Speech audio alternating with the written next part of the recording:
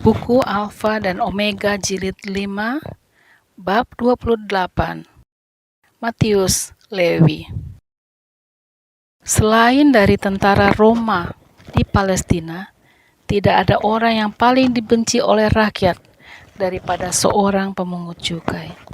Sebabnya ialah pajak yang dituntut oleh kuasa asing adalah merupakan gangguan yang terus-menerus kepada bangsa Yahudi, karena hal ini hanyalah mengingatkan mereka bahwa kemerdekaan mereka telah hilang.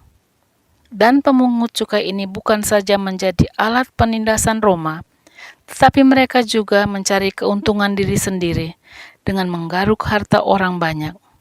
Seorang Yahudi yang menerima pekerjaan ini di bawah pengawasan bangsa Roma dianggap sebagai seorang pengkhianat bangsanya. Ia dihina sebagai seorang yang telah murtad dan digolongkan dengan orang yang telah terjahat dalam masyarakat. Matius orang Lewi ini termasuk dalam golongan ini, seorang yang telah dipanggil untuk bekerja bagi Kristus setelah 4 murid yang lain dipanggil di Nazaret. Orang Farisi menghakimi Matius menurut pekerjaannya, tetapi Yesus melihat di dalam orang ini suatu hati yang terbuka untuk menerima pekabaran. Matius telah mendengar pengajaran juru selamat. Pada saat Roh Allah yang meyakinkan itu menyatakan akan hidupnya yang penuh dosa itu, ia rindu mencari pertolongan dari Kristus. Tetapi ia telah bisa dikucilkan daripada rabi dan tidak berpikir bahwa guru besar itu akan memperhatikan dirinya. Pada suatu hari, sementara ia duduk di kursi pemungut cukai, ia melihat Yesus yang sedang berjalan menuju padanya. Ia sangat heran mendengar perkataan yang ditujukan kepada dirinya. "Ikutlah aku." Matius meninggalkan segala sesuatu lalu mengikut dia. Tidak terdapat keraguan-raguan dalam hatinya atau pernyataan dalam pikirannya mengenai pekerjaannya yang akan diganti dengan kemiskinan dan kesukaran. Telah cukup baginya jika ia telah bersama-sama dengan Yesus, agar ia boleh mendengar firman-Nya dan bersatu dengan Dia di dalam pekerjaannya. Demikian pula dengan murid-murid yang mula-mula dipanggil. Apabila Yesus memanggil Petrus dan kawan-kawannya untuk mengikut Dia, dengan segera mereka meninggalkan perahu dan jala mereka itu. Beberapa dari murid-murid itu mempunyai kawan-kawan yang hidupnya bergantung kepada mereka. Tetapi bila mereka menerima undangan juru selamat, mereka tidak ragu-ragu dan bertanya, "Bagaimana saya akan hidup dan membiayai keluargaku?" Mereka patuh pada panggilannya, dan setelah itu, bila Yesus bertanya kepada mereka, "Ketika aku mengutus kamu dengan tiada membawa pundi-pundi, bekal dan kasut, adakah kamu kekurangan apa-apa?" Maka jawab mereka itu, "Tidak." Kepada Matius dengan kekayaannya, dan kepada Andreas serta Petrus dengan kekurangannya, ujian yang sama telah diberikan kepada penyerahan yang sama dibuat oleh masing-masing mereka. Pada saat mereka makmur, ialah bila jala mereka itu penuh dengan ikan, dan di saat dorongan kehidupan yang lama menjadi kuat, Yesus minta kepada murid-muridnya yang berada di tepi pantai itu untuk meninggalkan segala sesuatu untuk pengabaran Injil. Oleh sebab itu, tiap-tiap jiwa diuji di dalam hal manakah yang lebih kuat kerinduannya bagi harta duniawi atau persekutuan dengan Kristus. Prinsip selamanya tepat. Tidak ada seorang dapat maju di dalam pekerjaan Allah kecuali seluruh hatinya berada dalam pekerjaan itu, dan ia menganggap segala sesuatu itu kerugian demi keutamaan pengetahuan tentang Kristus. Tidak seorang pun yang masih mempunyai cadangan dalam hidupnya yang dapat menjadi murid Kristus ataupun menjadi teman kerjanya. Apabila manusia menghargai keselamatan yang besar itu, maka pengorbanan diri yang dilihat di dalam kehidupan Kristus akan terlihat dalam hidup mereka itu juga. Kemana saja ia pergi, dengan kegembiraannya, mereka itu akan mengikut dia. Panggilan kepada Matius menjadi seorang murid Kristus telah menimbulkan suatu kemarahan yang besar. Bagi seorang guru agama memilih seorang pemungut cukai dengan secara tiba-tiba menjadi seorang pengikutnya adalah suatu hal yang menentang syarat-syarat agama, sosial, dan adat istiadat bangsa. Dengan membangkitkan prasangka orang banyak, orang Farisi berharap dapat mengubah aliran perasaan orang banyak untuk menentang Yesus. Di antara pemungut cukai telah timbul suatu perhatian yang baru. Hati mereka tertarik kepada guru ilahi. Dalam kesukaannya karena telah menjadi seorang murid yang baru, Matius rindu membawa kawan-kawannya kepada Yesus. Itulah sebabnya ia mengadakan satu pesta di rumahnya sendiri dan mengundang kaum keluarga dan sahabat-sahabatnya. Bukan saja pemungut cukai yang hadir, tapi banyak yang lain lagi yang nama baiknya diragukan dan yang dipersalahkan oleh tetangga-tetangga mereka yang lebih teliti. Pesta ini telah diadakan untuk menghormati Yesus, dan ia tidak menolak untuk menerima kehormatan itu. Ia mengetahui bahwa pasti hal ini akan menyinggung cara-cara pesta orang Farisi dan janggal pada pemandangan orang banyak, tetapi tidak ada soal peraturan yang dapat mempengaruhi tindakannya itu. Baginya, perbedaan luar itu tidak ada artinya. Apa yang menarik hatinya ialah jiwa yang haus akan air hidup. Yesus duduk sebagai seorang tamu terhormat di meja pemungut cukai. Oleh perasaan simpati dan keramah tamahannya menunjukkan bahwa ia mengenal akan keagungan kemanusiaan itu, dan manusia rindu mendapat kepercayaannya. Di atas hati mereka yang haus perkataannya tertabur bersama kuasa yang memberkati serta memberikan kehidupan. Dorongan yang baru telah dibangunkan, dan kemungkinan suatu hidup yang baru terbuka bagi suatu masyarakat yang terpencil dan dibenci ini. Pada perkumpulan seperti ini, bukan sedikit orang yang telah digerakkan oleh pengajaran juru selamat yang tidak mengenal Dia sampai sesudah kenaikannya. Apabila roh dicurahkan, 3.000 jiwa orang yang telah ditobatkan dalam satu hari, dan dari antara jiwa-jiwa itu banyak orang-orang yang untuk pertama kalinya mendengar akan kebenaran di meja pemungut cukai ini, dan beberapa dari mereka itu telah menjadi pengabar Injil. Bagi Matius sendiri, teladan Yesus di pesta itu menjadi suatu pelajaran yang meresap di dalam jiwanya. Pemungut cukai yang hina itu menjadi salah seorang pengabar Injil yang paling berserah, dan di dalam pekerjaannya sendiri ia mengikut dengan teliti akan jejak-jejak Tuhannya. Apabila para rabi mengetahui bahwa Yesus mengakhiri pesta Matius, mereka mengambil kesempatan menuduh dia, tetapi mereka memilih untuk memperalat murid-muridnya. Dengan membangkitkan prasangka mereka, maka mereka mengharap dapat merenggangkan murid-murid dari Tuhan mereka. Adalah menurut peraturan mereka untuk menuduh Kristus kepada murid-muridnya dan murid-muridnya itu kepada Kristus, sambil mengarahkan anak panah mereka ke kesasaran di mana mereka lebih suka dilukai. Inilah cara setan bekerja sejak pemberontakan terjadi di surga, dan segala orang yang mencoba untuk menyebabkan perpecahan dan keretakan dihasut oleh roh setan ini. Maka apa guru makan bersama-sama dengan pemungut cukai dan orang berdosa? Tanya para rabi yang penuh dengki itu. Yesus tidak menunggu murid-murid menjawab tuduhan ini. Tetapi ia sendiri yang telah menjawabnya dengan, "Bukan orang sehat yang memerlukan tabib, tetapi orang sakit. Jadi, pergilah dan pelajarilah arti firman ini.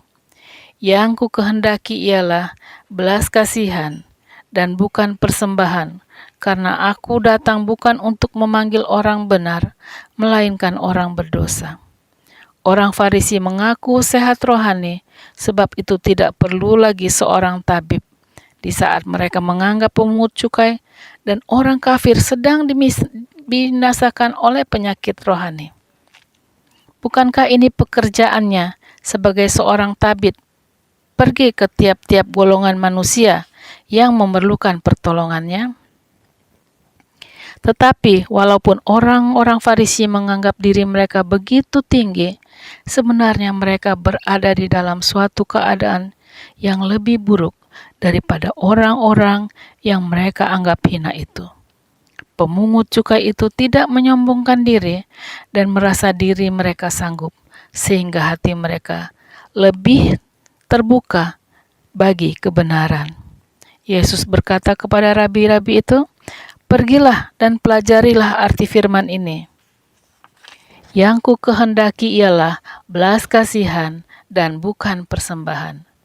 Dengan demikian, ia menunjukkan bahwa tatkala mereka mengaku menafsirkan firman Allah, sebenarnya mereka tidak tahu sama sekali akan rohnya.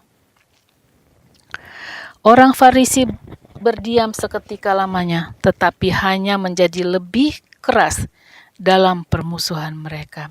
Sesudah itu mereka pergi mencari murid-murid Yohanes Pembaptis dan mencoba menghasut mereka untuk menentang juru selamat.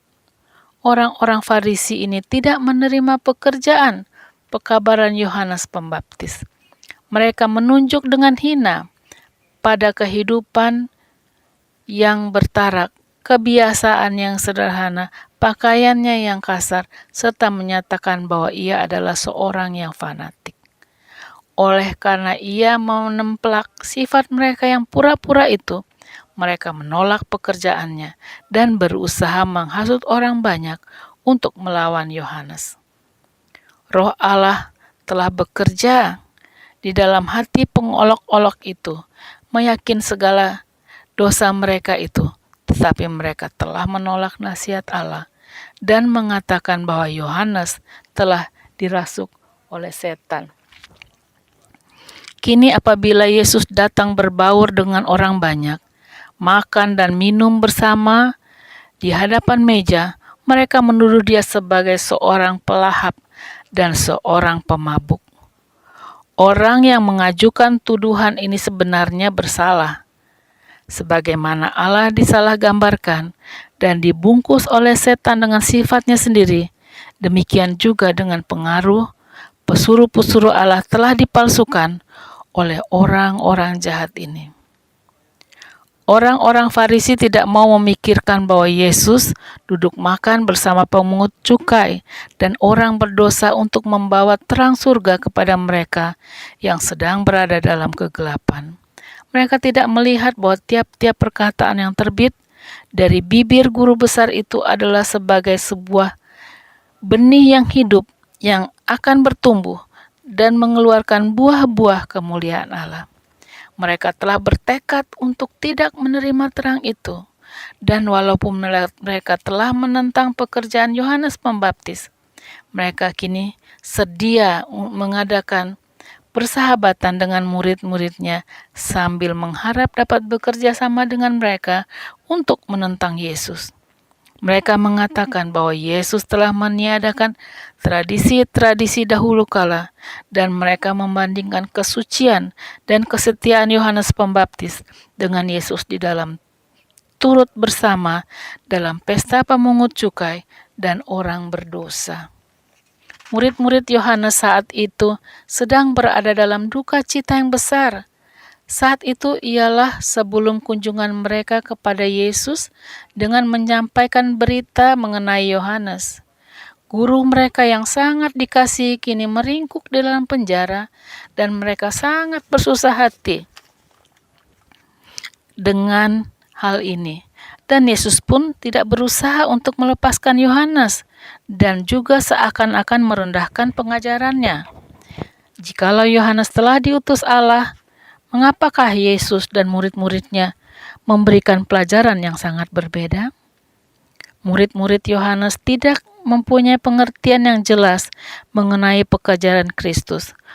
Mereka merasa bahwa ada alasan untuk tuduhan orang Farisi. Mereka mengikuti banyak peraturan yang dikeluarkan oleh para nabi dan juga mengharap dibenarkan oleh perbuatan Taurat. Berpuasa dijalankan oleh orang-orang Yahudi sebagai suatu perbuatan kebajikan, dan orang yang benar-benar beragama berpuasa 2 hari dalam setiap minggu. Orang-orang Farisi serta orang murid-murid Yohanes sedang berpuasa bila mereka datang kepada Yesus dengan pertanyaan, "Mengapa kami dan orang Farisi berpuasa, tetapi mengapa murid-muridmu tidak?" Dengan sangat lemah lembut, Yesus menjawab mereka itu. Dia tidak mencoba mengoreksi pengertian mereka yang salah tentang berpuasa, tetapi ia hanya menjelaskan pada mereka itu mengenai pekerjaannya sendiri. Dan ia mengemukakan hal ini dengan gambaran yang sama yang telah digunakan oleh Yohanes sendiri dalam kesaksiannya dari hal Yesus. Yohanes telah berkata, "Yang empunya mempelai perempuan ialah mempelai laki-laki, tetapi sahabat mempelai laki-laki yang berdiri dekat dia dan yang mendengarkannya sangat bersuka cita mendengar suara mempelai laki-laki itu. Itulah sukacitaku, sekarang sukacitaku itu penuh." Yohanes 3 ayat 29. Murid-murid Yohanes tidak dapat melupakan perkataan guru mereka, dan sementara mengemukakan ilustrasi ini, Yesus berkata, "Dapatkah sahabat-sahabat mempelai laki-laki berpuasa, sedang mempelai itu bersama mereka?" Putra surga sedang berada di antara umatnya. Anugerah Allah yang terbesar telah diberikan kepada dunia. Kesukaan kepada orang miskin, karena Kristus telah datang untuk menjadikan mereka ahli waris kerajaannya. Kesukaan kepada orang kaya, karena ia akan mengajar mereka itu bagaimana mendapatkan kekayaan yang kekal. Kesukaan kepada orang yang kurang pintar, karena ia akan menjadikan mereka bijaksana kepada keselamatan. Kesukaan kepada yang terpelajar, karena ia akan membuka pada mereka rahasia yang lebih dalam daripada yang mereka pernah selami. Kebenaran yang telah tersembunyi sejak bumi ini dialaskan akan dibuka kepada manusia oleh pekerjaan Juru Selamat. Yohanes Pembaptis telah bersuka melihat Juru Selamat.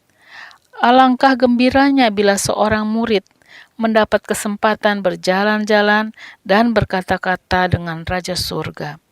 Ini bukan saatnya bagi mereka untuk berduka dan berpuasa.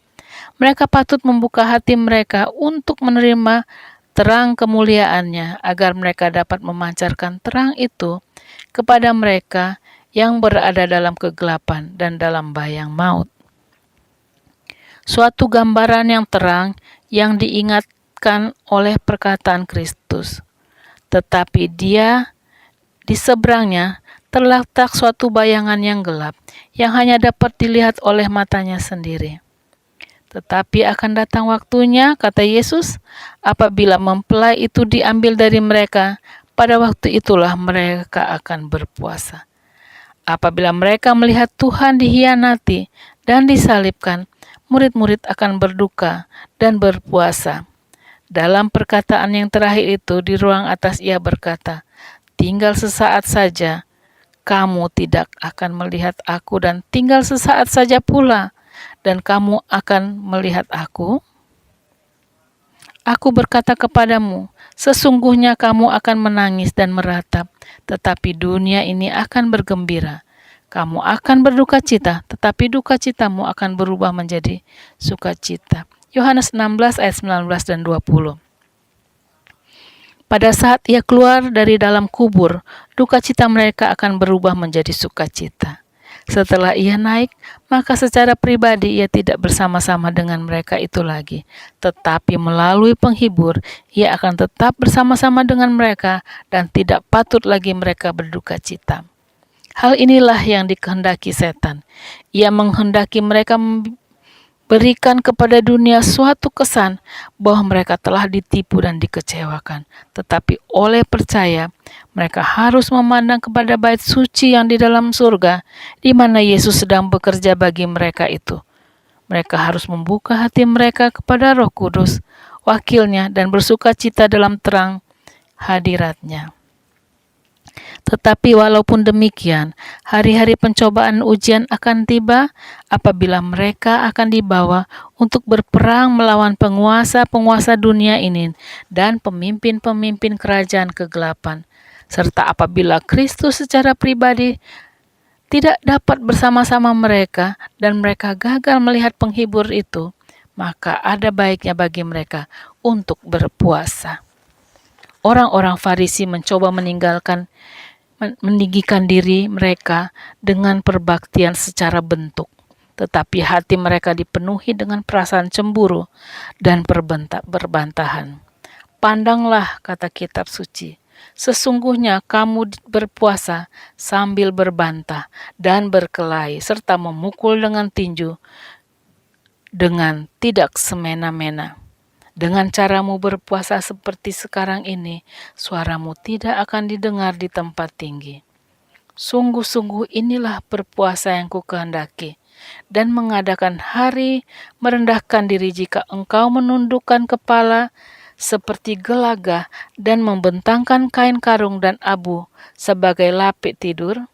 Sungguh-sungguh itukah yang kau sebut berpuasa, mengadakan hari yang berkenan pada Tuhan. Yesaya 58 ayat 4 dan 5.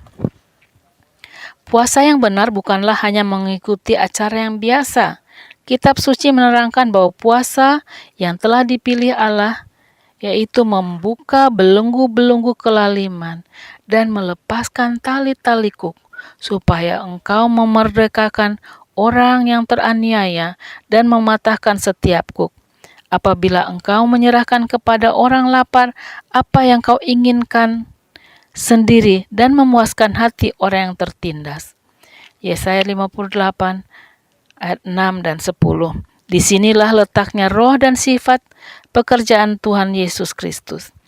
Seluruh kehidupannya dikorbankan untuk menyelamatkan dunia. Baik di saat berpuasa di padang pencobaan, ataupun ketika makan sehidangan dengan pemungut-pemungut cukai pada pesta Matius, ia memberikan kehidupannya untuk menebus yang hilang. Bukan dalam duka cita yang malas atau dalam pengorbanan badani dan di hadapan orang banyak. Roh penyerahan yang benar itu dinyatakan, tetapi haruslah ditunjukkan di dalam penyerahan diri, di dalam kerendahan hati untuk melayani Allah dan sesama manusia. Melanjutkan jawabnya kepada murid-murid Yohanes, Yesus telah memberikan sebuah perumpamaan, katanya, tidak seorang pun menambalkan secarik kain yang belum susut pada baju yang tua, karena jika demikian kain penambal itu akan mencabik baju itu, lalu makin besarlah koyaknya. Pekabaran Yohanes Pembaptis tidak patut dicampur baur dengan tradisi dan tahayul. Suatu usaha untuk mencampurkan kemunafikan orang Farisi dengan penyerahan Yohanes hanyalah lebih menyatakan perbedaan di antara mereka. Atau sama pula dengan mencampurkan asas pengajaran Kristus dengan agama orang Farisi yang secara bentuk saja. Kristus tidak akan menutup keratakan yang telah dibuat oleh ajaran Yohanes. Ia akan lebih menjelaskan pemisahan antara yang lama dan yang baru. Lebih lanjut, Yesus menerangkan fakta ini, katanya. Demikian juga tidak seorang pun mengisikan anggur yang baru ke dalam kantong kulit yang tua, karena jika demikian anggur itu akan mengoyakkan kantong itu. Kantong kulit yang dipergunakan untuk mengisi anggur baru setelah beberapa lama akan menjadi kering dan rapuh dan tidak layak lagi dipakai untuk maksud yang sama. Dalam ilustrasi yang biasa ini, Yesus mengemukakan keadaan para pemimpin Yahudi, para imam dan ahli-ahli Taurat, serta para penguasa telah diikat oleh roda pacara yang tradisi. Hati mereka telah rapuh sebagaimana kantong kulit anggur yang telah kering itu. Selama mereka tetap merasa puas dengan suatu agama legalisme, maka mustahillah bagi mereka untuk menjadi tempat simpanan kebenaran surga yang hilang itu. Mereka merasa bahwa cukuplah dengan kebenaran mereka sendiri dan tidak menghendaki lagi suatu bahan yang baru harus dimasukkan ke dalam agama mereka. Kehendak Allah yang baik bagi manusia tidak diterima oleh mereka karena sesuatu yang terpisah dari diri mereka sendiri. Mereka menghubungkan hal itu dengan kebajikan mereka sendiri karena perbuatan-perbuatan baik mereka. Iman yang bekerja oleh kasih dan menyucikan jiwa tidak mendapat tempat di dalam agama orang Farisi yang hanya terdiri dari upacara-upacara dan syarat-syarat buatan manusia. Usaha untuk mempersatukan ajaran Kristus dengan buatan itu akan sia-sia belaka. Kebenaran Allah yang penting ini sebagai anggur yang baru akan memecahkan berkas tradisi bangsa Farisi yang lama serta yang sedang membusuk itu. Orang Farisi merasa diri mereka terlalu pandai sehingga mereka tidak lagi memerlukan petunjuk. Merasa diri mereka terlalu benar sehingga tidak lagi memerlukan keselamatan.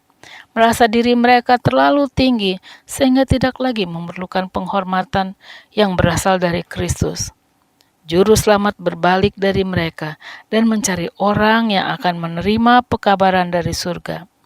Dalam diri nelayan yang tidak terdidik ini, dalam diri pemungut cukai yang bekerja di pasar-pasar, dalam diri perempuan Samaria, dan dalam diri orang banyak yang suka mendengar dia dengan sukacita hati, inilah ia mendapat kantung untuk anggur yang baru itu.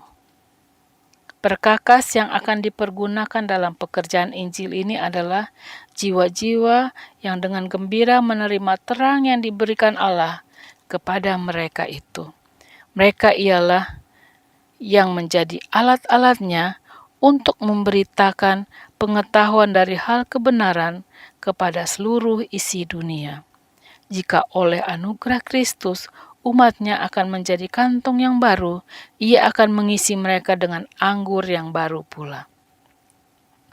Ajaran Kristus, walaupun itu diumpamakan dengan air anggur yang baru, bukanlah berarti bahwa itu adalah suatu doktrin yang baru pula, tetapi sebaliknya adalah suatu kenyataan tentang apa yang telah diajarkan sejak permulaan dunia. Tetapi kepada orang Farisi, kebenaran Allah itu telah hilang artinya dan yang asli serta keindahannya. Bagi mereka itu, ajaran Kristus adalah sangat baru hampir dalam segala segi, dan hal itu tidak dikenal serta tidak diketahui. Yesus menunjukkan kuasa pengajaran palsu yang membinasakan pengharapan dan kerinduan seorang terhadap kebenaran. Tiada seorang pun, katanya, yang telah minum air anggur tua ingin minum air anggur yang baru, sebab ia akan berkata, anggur yang tua itu baik. Segala kebenaran yang telah diberikan kepada dunia oleh para nabi dan bapa bersinar dalam suatu keindahan yang baru dan dalam perkataan Kristus. Tetapi ahli-ahli Taurat dan orang-orang Farisi tidak merindukan anggur yang baru itu, sehingga walaupun kosong dari tradisi lama, adat istiadat, serta kebiasaan dalam hati mereka, Tidak terdapat suatu tempat apapun bagi pengajaran Kristus.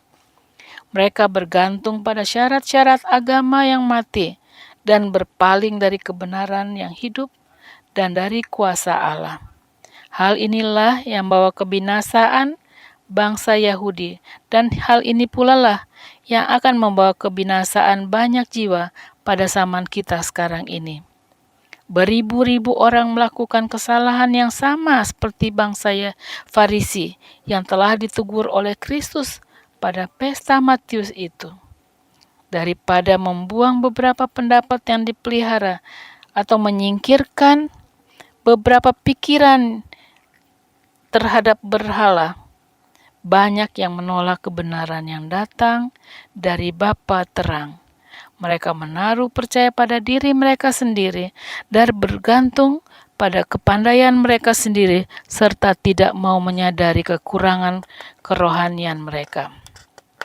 Mereka bertahan dengan suatu pendapat bahwa merekalah yang dapat diselamatkan dengan melakukan beberapa pekerjaan yang penting. Apabila mereka melihat bahwa tidak ada lagi jalan untuk mengikut sertakan diri mereka dalam pekerjaan itu, mereka menolak akan keselamatan yang telah disediakan. Agama legalisme tidak pernah akan membawa jiwa kepada Kristus, karena tidak mempunyai kasih dan tidak mempunyai Kristus. Berpuasa atau berdoa yang didorong oleh roh mementingkan diri sendiri menjadi suatu kebencian pada pemandangan Allah.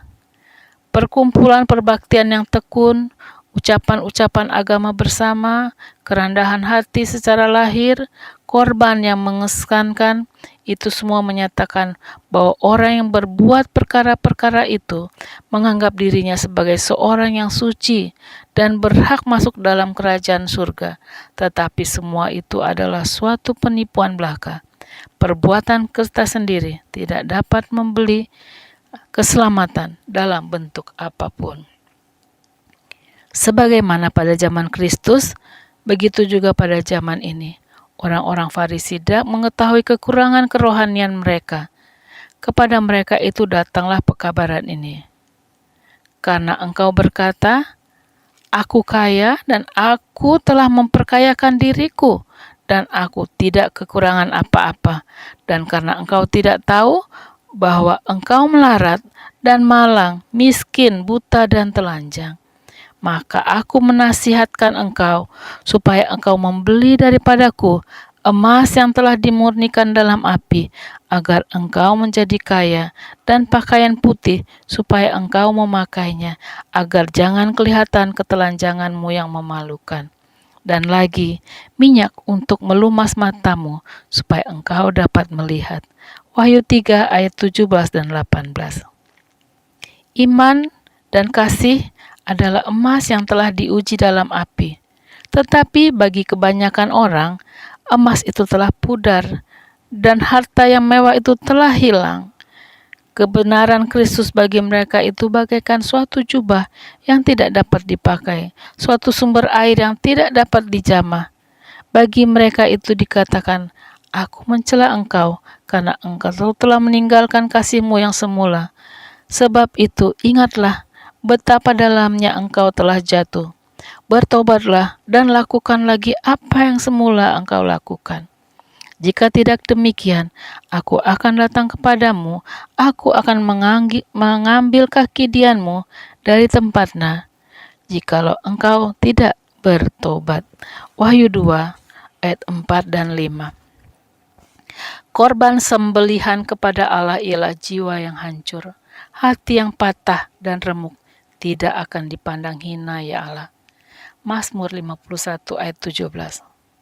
Seorang harus mengosongkan dirinya sebelum ia dapat menjadi pengikut Kristus dalam arti yang sepenuhnya. Apabila diri disingkirkan, maka Tuhan dapat menjadikan seseorang suatu ciptaan yang baru. Kantong yang baru dapatlah diisi dengan air anggur yang baru pula. Kasih Kristus akan memberikan kepada orang percaya itu suatu kehidupan yang baru di dalam diri